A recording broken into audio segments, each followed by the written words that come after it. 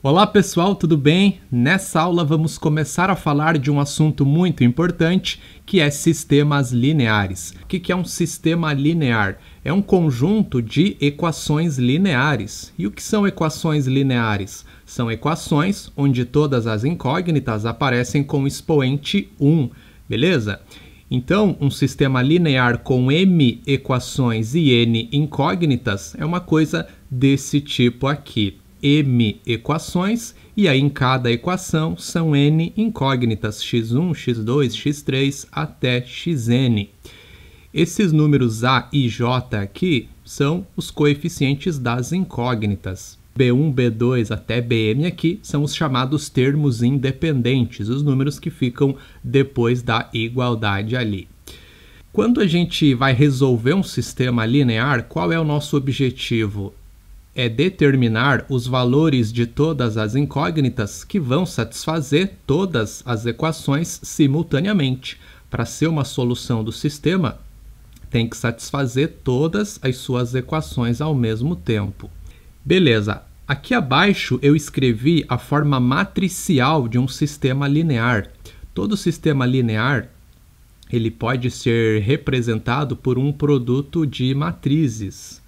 Como que vai funcionar isso? A primeira matriz é formada pelos coeficientes das incógnitas. Essa matriz tem ordem m por n, são m linhas e n colunas. A segunda matriz desse produto é uma matriz coluna, ela possui uma única coluna e é formada pelas incógnitas x1, x2, x3 até xn. Essa matriz tem n linhas, né? Já que são n incógnitas. E aí esse produto vai ser igual a uma matriz também coluna de m linhas, que será formada pelos termos independentes B1, B2 até Bm. Você deve lembrar lá da nossa primeira aula que num produto de matrizes, o número de linhas do produto vem do número de linhas da primeira matriz, né? E o número de colunas do produto vem do número de colunas da segunda matriz. Então, o nosso resultado vai ter m linhas, já que a primeira matriz aqui tem m linhas, e vai ter uma única coluna, já que a segunda matriz ela tem uma única coluna. Isso aqui vai ser muito útil, especialmente na nossa próxima aula, onde veremos o método de resolução de sistemas lineares, que é o método da eliminação de Gauss-Jordan, que trabalha só com esses coeficientes das incógnitas e também com os termos independentes, tá? Então a gente vai usar essa ideia mais para frente. Muito bem, na sequência veremos alguns métodos de resolução de sistemas lineares.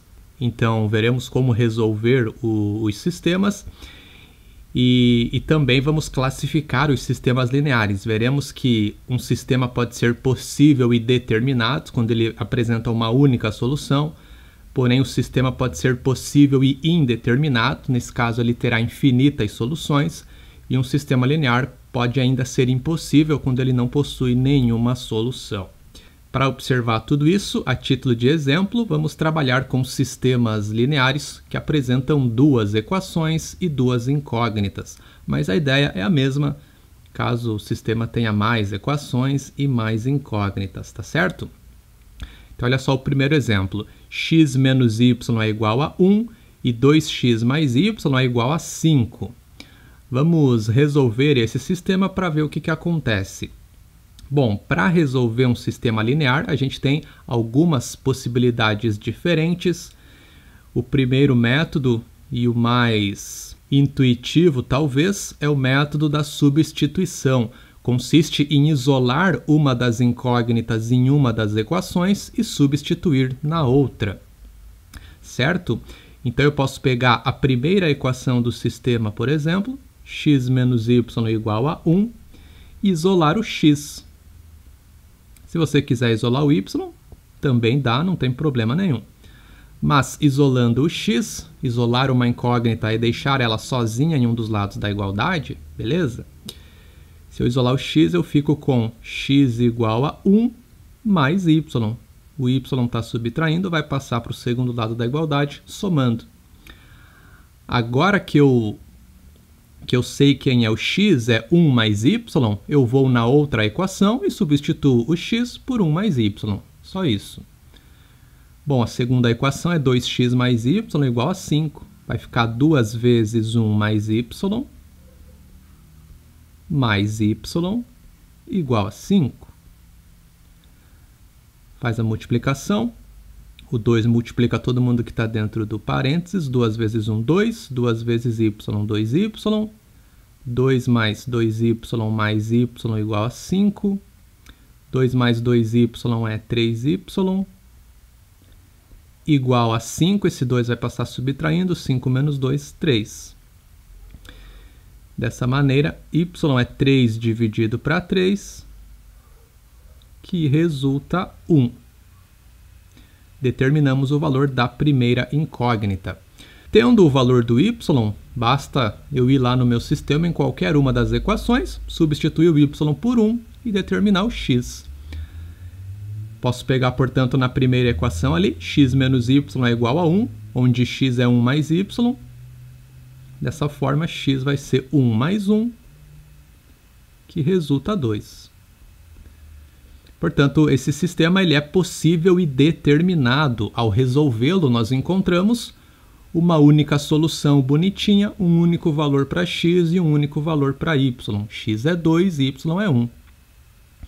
Note que, de fato, se x for 2 e y for 1, x menos y é 2 menos 1, que dá 1. Primeira equação é verificada. E a segunda equação também. 2 vezes x mais y é 2 vezes 2, 4, mais 1, que é 5. As duas equações são satisfeitas, essa é a solução do sistema. Então, esse sistema tem como solução o conjunto S, que é formado pelo par ordenado 2, 1. Assim, a gente escreve a solução de um sistema linear com duas incógnitas. É um par ordenado. Você escreve dentro de parênteses primeiro o valor do x, depois o valor do y. Muito bem, então esse é o método da substituição. Temos também o método da adição, que consiste em somar equações do sistema com o objetivo de zerar incógnitas. Note que nesse sistema linear, basta somar as duas equações que o y será automaticamente cancelado, porque na equação 1 é menos y e na equação 2 é y positivo.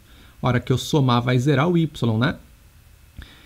Então, somando as duas equações ali, como é que vai ficar? X mais 2x é 3x. Menos y mais y dá 0. E depois da igualdade fica 1 mais 5, que é 6.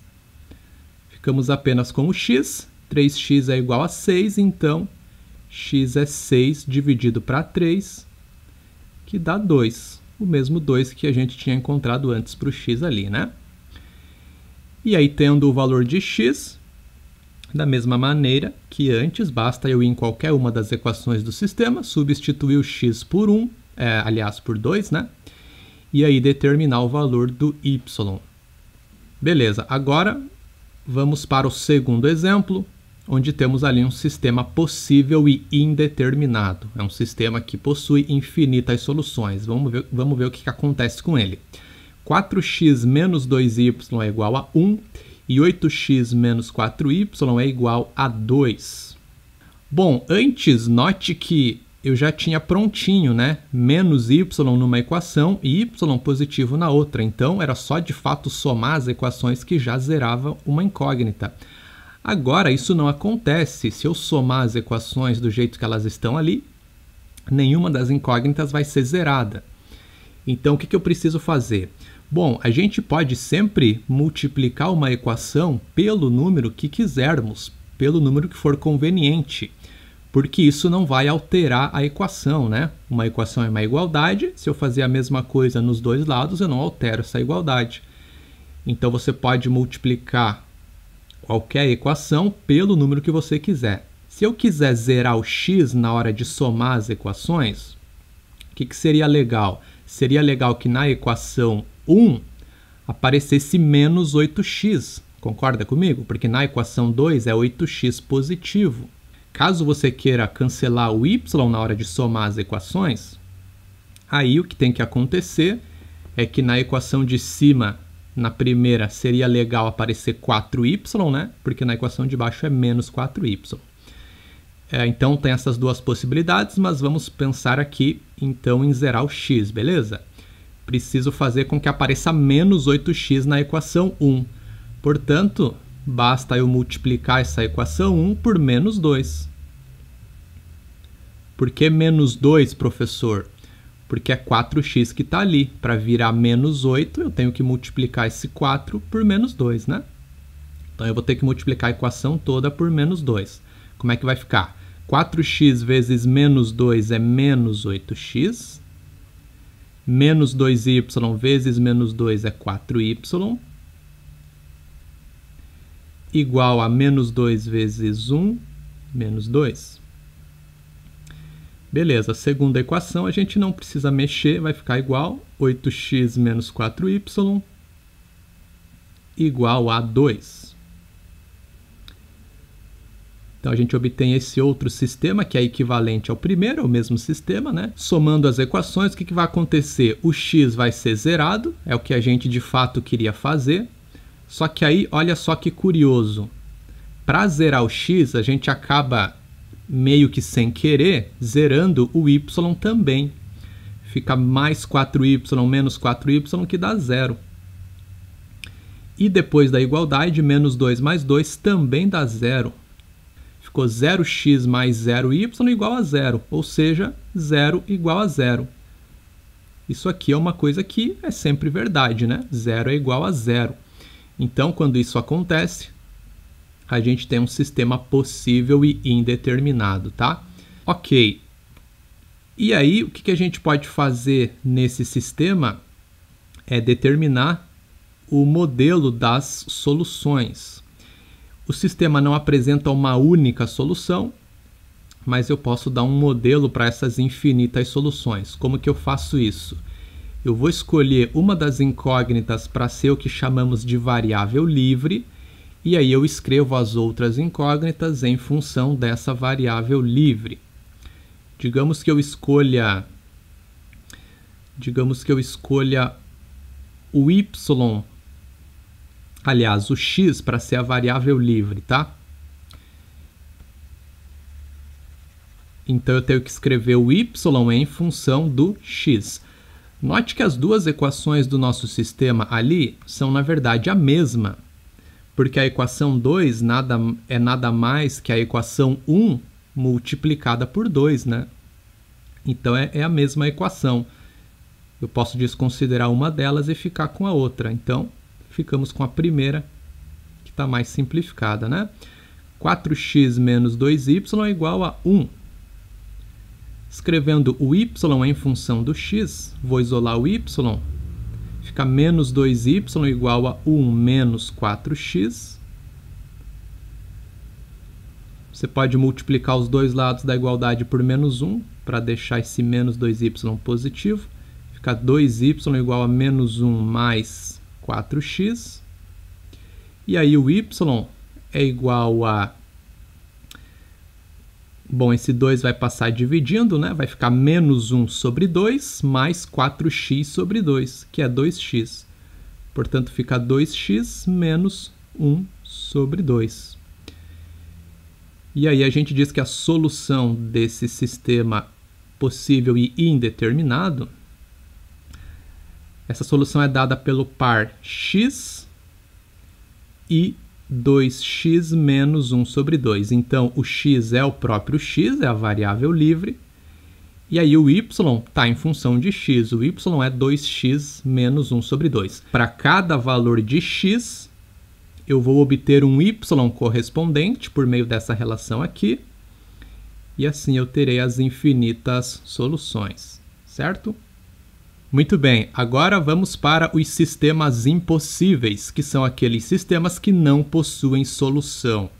Por exemplo, x mais y igual a 6 e x mais y igual a menos 1. Fica bem fácil de observar que esse sistema é impossível, porque eu estou dizendo que a soma de dois números é 6 em uma das equações, e na outra equação eu estou dizendo que a soma desses mesmos dois números é menos 1. Então, como é que pode x mais y ser igual a 6 e menos 1 ao mesmo tempo? Tá na cara que esse sistema é impossível, né? Mas vamos tentar resolvê-lo para ver o que acontece.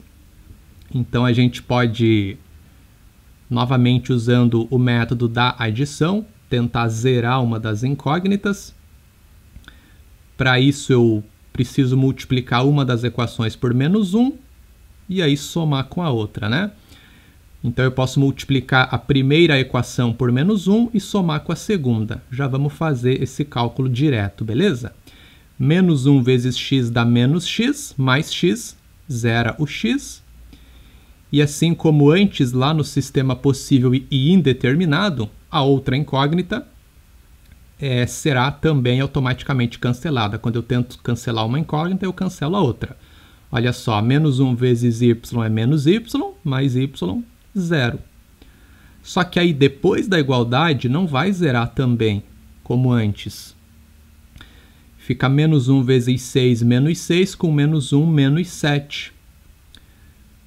0 vezes x mais 0 vezes y igual a menos 7. Bom, qualquer que seja o x com qualquer que seja o y, isso aqui vai dar sempre 0. Não tem como dar um número diferente de 0, que nesse caso seria menos 7. Então, a gente observa que o sistema ele é impossível, né? Eu nunca vou ter uma igualdade, porque isso aqui é sempre falso. 0 não é igual a menos 7, né? Então, a solução desse sistema é conjunto vazio, ok? Bom, pessoal, até agora nós falamos no método da substituição e no método da adição, na resolução de sistemas lineares. Veremos agora um terceiro método que utiliza determinantes, que é a regra de Cramer. Na regra de Cramer, o número de equações do sistema deve ser igual ao número de incógnitas, para que a gente possa utilizar esse método, beleza? A título de exemplo, temos aqui um sistema com duas equações e duas incógnitas, para facilitar os cálculos. Mas, se você tiver um sistema com 3 equações e 3 incógnitas, é exatamente a mesma ideia, são exatamente os mesmos procedimentos, tá legal? Muito bem, então temos aqui 3x mais 2y igual a 2 e 2x menos y igual a menos 1. Vamos lá. Primeiro, calculamos um determinante que será chamado de D. É o determinante da matriz obtida com os coeficientes das incógnitas. A primeira coluna dessa matriz será formada pelos coeficientes de x. Portanto, a primeira coluna vai ser formada pelos elementos 3 e 2, já que na primeira equação o coeficiente de x é 3 e na segunda equação é 2. Como o nosso sistema tem duas equações e duas incógnitas, então essa matriz aqui vai ter ordem 2 por 2, né? Duas colunas, uma para o x e outra para o y, e aí duas linhas, já que são duas equações. Se você tiver um sistema com 3 equações e 3 incógnitas, essa matriz aqui vai ter ordem 3 por 3, né? Beleza. E aí a segunda coluna, então, eu vou colocar os coeficientes de y. Na primeira equação é 2 e na segunda é menos 1. Então, esse determinante é o D. Qual é o seu resultado? Fazemos o produto dos elementos da diagonal principal menos o produto dos elementos da diagonal secundária. 3 vezes menos 1 é menos 3. Fica menos 3 menos 2 vezes 2, 4. Menos 3 menos 4, menos 7. Beleza. Na sequência, calculamos outros dois determinantes, que serão chamados de dx e dy. O dx é o determinante da matriz que nós obtemos a partir da matriz anterior aqui, substituindo a coluna dos coeficientes de x pela coluna dos termos independentes. Beleza? Essa é a ideia. Então, a coluna dos coeficientes de x é a primeira, eu substituo a primeira coluna pela coluna dos termos independentes, que é 2 e menos 1. Fica 2 e menos 1 na primeira coluna, e a segunda coluna é igual, é 2 e menos 1 também. E como que vai ficar a matriz cujo determinante é o dy? Bom, agora eu vou substituir a coluna dos coeficientes de y pela coluna dos termos independentes. Então eu vou lá na matriz D e substituo a segunda coluna pela coluna dos termos independentes, que na prática, nesse caso, não vai mudar nada, né? Porque a coluna dos coeficientes de y é a mesma coluna dos termos independentes, né? Então, nesse caso, coincidiu de ser igual, mas você tem que fazer essa substituição, tá? Então, fica 3 e 2 na primeira coluna, e na segunda coluna é 2 e menos 1. Calculando esses determinantes, o dx vai ser igual a menos 2 mais 2, que é igual a 0. Você pode fazer o cálculo normal ou observar que são duas colunas iguais, então, quando você tem filas paralelas iguais, né, o determinante é 0. E aí no dy, 3 vezes menos 1 é menos 3. Fica menos 3 menos 4, que dá menos 7. Ok. O que diz a regra de Cramer é que o x é igual ao dx dividido pelo d, e o dy, aliás, o y é o dy dividido pelo d.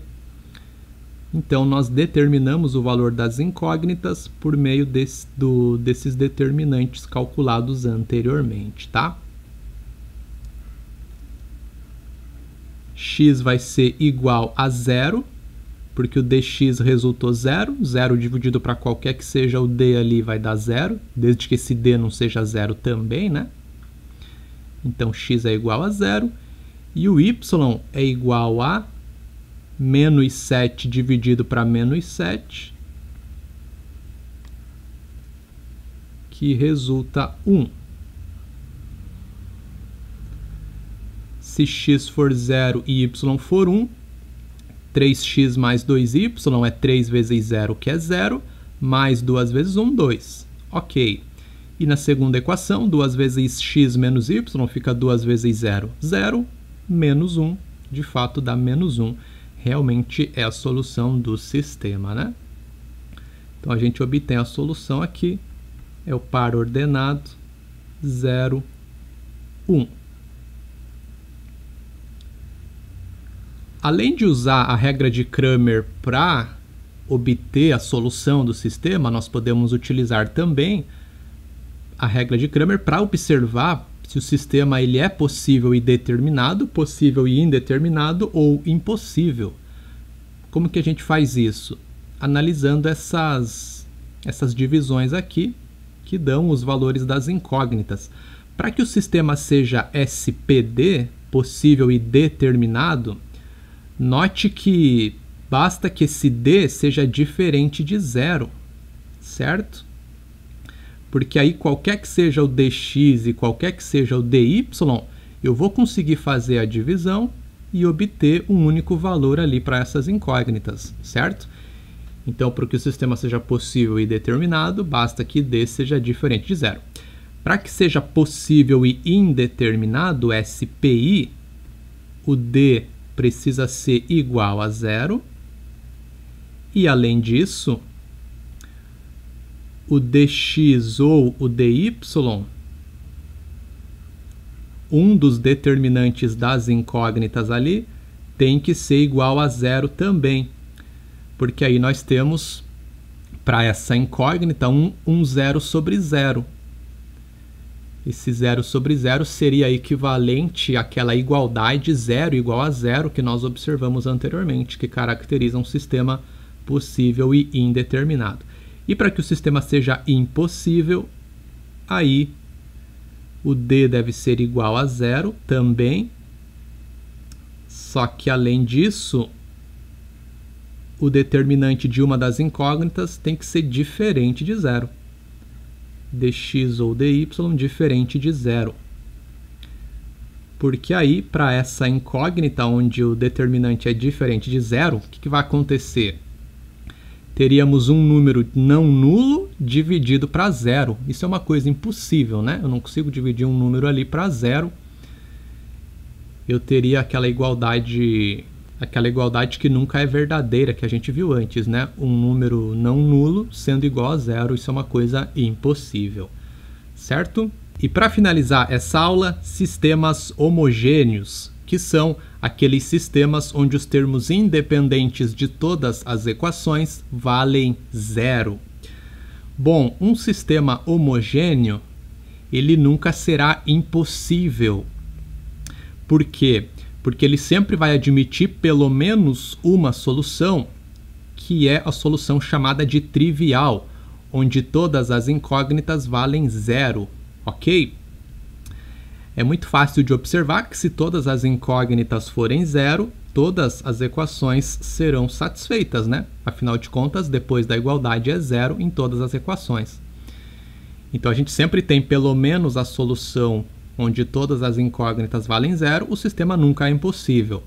Aí ele pode ser possível e determinado, nesse caso ele vai ter só essa solução trivial, ou ele pode ser possível e indeterminado, apresentando infinitas soluções. Essa trivial e mais uma infinidade. Então, como exemplo, vamos observar aqui um sistema homogêneo com 3 equações e 3 incógnitas. X mais 2y menos z igual a 0, x mais 3y mais 2z igual a 0 e 3x mais 8y mais 3z igual a 0. Bom, vamos lá. Pegamos aqui a primeira equação, vamos multiplicar por menos 2, aliás, por menos 1, e aí somamos com a segunda, certo? Porque dessa maneira a gente elimina o x, ok? Então eu escolhi eliminar a incógnita x.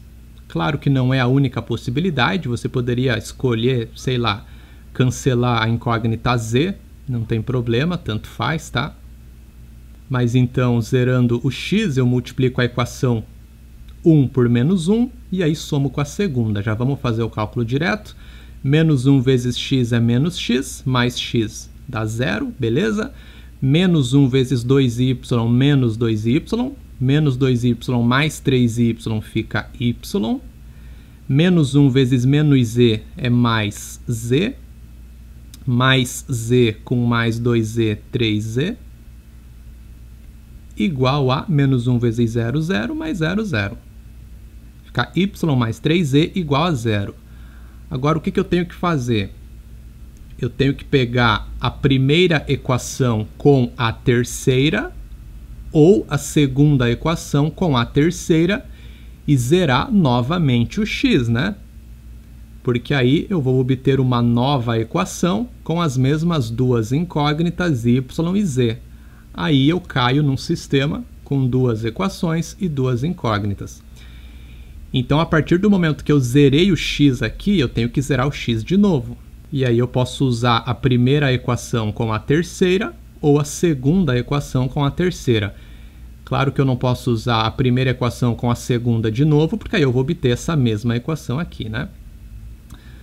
Muito bem, então podemos pegar a primeira equação com a terceira, e aí eu preciso multiplicar a primeira por menos 3, porque aí vai ficar menos 3x, e na equação 3 é 3x positivo, né? Então vamos lá. Menos 3 vezes x menos 3x, mais 3x zerou. Menos 3 vezes 2y é menos 6y, menos 6 mais 8 fica 2y. Menos 3 vezes menos z fica 3z, mais 3z, 6z, igual a menos 3 vezes 0, 0, mais 0, 0. Olha só, y mais 3z igual a 0 e 2y mais 6z igual a 0. Já dá para perceber que é um sistema possível e indeterminado, né? Essas duas equações são, na verdade, a mesma. A segunda equação é a primeira multiplicada por 2. Note que se a gente multiplicar a equação 1 aqui por menos 2 e somar com a outra, zera as duas incógnitas, vai zerar o y e também o z, né? Menos 2 vezes y menos 2y, mais 2y dá 0. Menos 2 vezes 3z é menos 6z, com mais 6z dá 0. E depois da igualdade, menos 2 vezes 0, 0 mais 0, 0. Fica o nosso zero igual a 0, certo? O sistema ele é possível e indeterminado. Ok, sabemos que é possível e indeterminado. Como determinar, então, o modelo das infinitas soluções? Da mesma maneira que a gente fez lá no início da aula, naquele sistema com duas equações e duas incógnitas. Escolhe uma variável para ser a variável livre e escreve as outras em função dessa variável livre. Eu vou escolher o z para ser a variável livre, porque dessa maneira eu já consigo determinar o y bem fácil. Veja que nós temos ali y mais 3z igual a 0. Então eu sei que o y é igual a menos 3z. Eu consigo escrever o y em função do z de maneira bem fácil, né? E aí fica faltando só escrever o x em função do z. Aí eu vou lá no sistema inicial, pega uma das três equações, pode ser a primeira. X mais 2y menos z é igual a 0. E aí eu tenho que escrever o x em função do z. Então eu preciso substituir o y por menos 3z, né? Vai ficar x mais 2 vezes menos 3z menos z igual a 0. Fica x menos 6z com menos z menos 7z igual a 0, onde x vai ser igual a 7z. Pronto, x é 7z, y é menos 3z e o z é a variável livre, é o próprio z. Portanto, a solução desse sistema é o conjunto formado pela trinca ordenada. Agora, como são três incógnitas, a solução é uma trinca. Primeiro vem o x, que é 7z, depois o y, menos 3z, e por último o z, que é o próprio z. Para cada valor de z real, obtemos uma solução. Se z for 0, é a solução trivial. Todas as incógnitas valerão 0. Se z for 1, temos a solução 7, menos 3 e 1. Se z for 2, temos a solução 14, menos 6 e 2. E por aí vai, beleza?